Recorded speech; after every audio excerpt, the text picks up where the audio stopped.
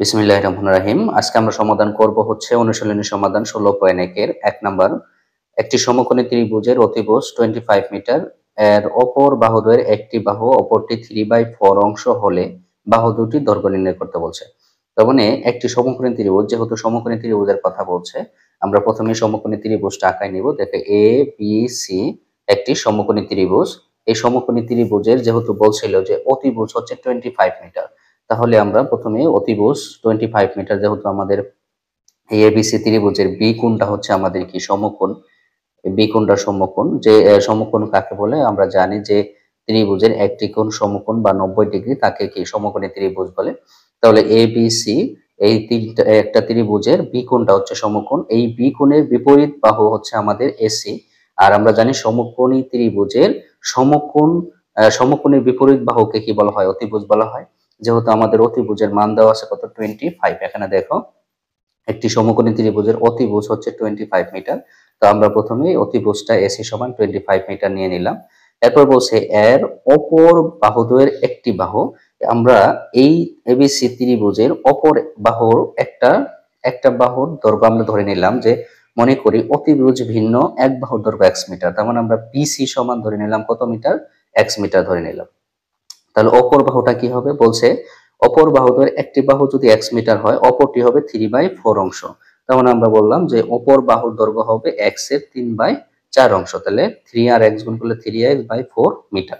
তাও আমাদের বিসির মান যদি x মিটার হয়, তাহলে এবি এর মান হবে 3x/4 মিটার। তো আমাদের দেখো একটা সমকোণী ত্রিভুজের এবিসি সমকোণী ত্রিভুজের অতিভুজ এবং ভূমি এবং লম্ব আমরা পেয়ে গেছি।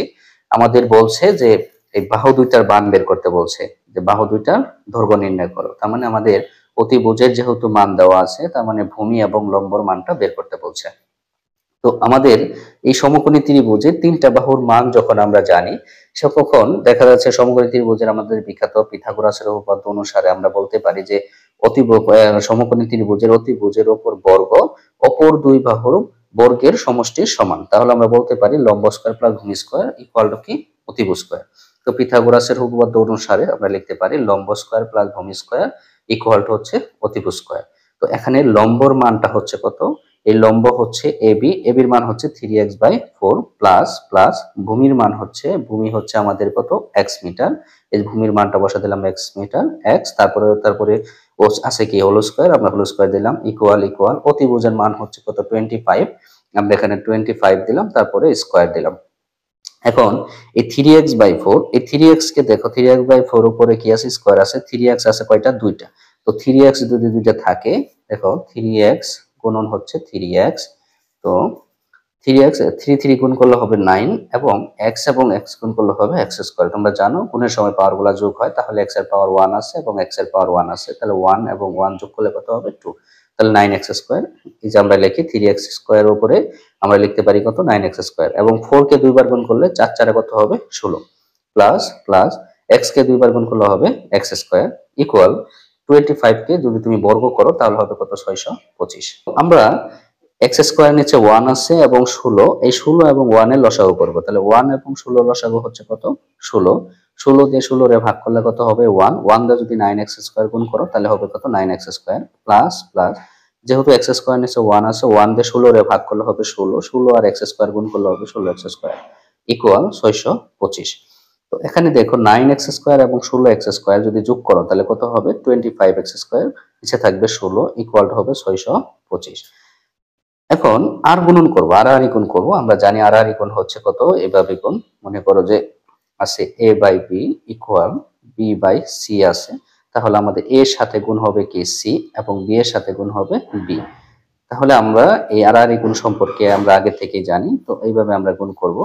তাহলে দেখো 1 আর 25 এক্স স্কয়ার গুণ হলো 25x স্কয়ার, আর 625 আর 16 গুণ করলে 625 গুণন 16। আমরা কিভাবে গুণ করলাম? এর নিচে 1 আছে, 1টার সাথে 25x স্কয়ারে গুণ করলাম এবং 625 এর সাথে আমরা কত গুণ করলাম? 16। এখন এই 25x স্কয়ার দেখো এই পাশে কি আছে? গুণ অবস্থায় আছে। যদি আমরা সমান চিহ্ন ডান পাশে দিই তাহলে কি হয়ে যাবে? ভাগ হয়ে যাবে। তাহলে আমরা এই পাশে x স্কয়ার রাখবো এবং 25টা পাশে গুণ আছে, যদি ডান পাশে দিয়ে দিই তাহলে কি হবে? ভাগ। তাহলে x স্কয়ার ইকুয়াল টু 625 গুণন 16 ডিভাইডেড বাই কত? 25। তো আমরা যদি এই পাশে করি কি হবে দেখো, এক্স স্কোয়ার বা এক্স স্কোয়ার ইকুয়াল, দেখো কি আছে, 625 গুণন হচ্ছে 16 ডিভাইডেড বাই কত, 25, বা এক্স স্কোয়ার ইকুয়াল, আমরা 25টা যদি 625 এর ভাগ করি তাহলে হবে 25, 25 আর 16 গুণ করলে হবে 400। এখন এই পাশে যেহেতু স্কোয়ার আছে, আমরা জানি সমান চিহ্নের ডান পাশে গেলে সেটা কি হয়ে যায়, রুট ওভার হয়ে যায়। আমরা রুট ওভার করে দিলাম। সুতরাং এক্স কে যদি আমরা বর্গমূল করি, বর্গমূল করলে কত আসবে, 20। তাহলে আমরা দেখো এক্স এর মান কিন্তু আমরা কি করলাম, পেয়ে গেলাম। এক্স এর মান কত পাইলাম, 20।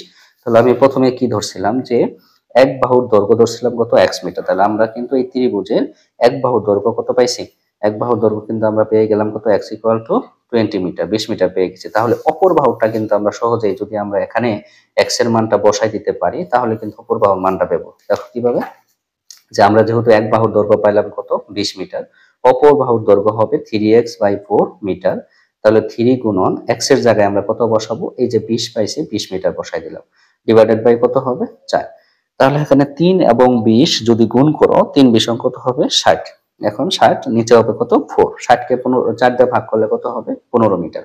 তাহলে আমাদের যে দুইটা বাহু দৈর্ঘ্য বের করতে বলছিল, যে বাহু দুইটি দৈর্ঘ্য বের করো, বাহু দুটি দৈর্ঘ্য নির্ণয় করো, তো আমরা প্রথমে এক বাহুর দৈর্ঘ্য নিয়ে ধরে নিয়েছিলাম কত, x মিটার, আর অপর বাহু তো দেওয়া আছে 3/4 অংশ, তার মানে 3x/4, মানটা বসাই দিলে 15 মিটার আনসার বের হয়েছে। তার মানে বাহু দুইটার মান হবে কত, 20 মিটার এবং 15 মিটার। এই ছিল আজকের সমাধান। আশা করি তোমরা বুঝতে পেরেছো। এরপরে বুঝতে না পারলে কমেন্ট করবো, আমি পুনরায় বুঝিয়ে দেওয়ার জন্য চেষ্টা করব। ধন্যবাদ সবাইকে।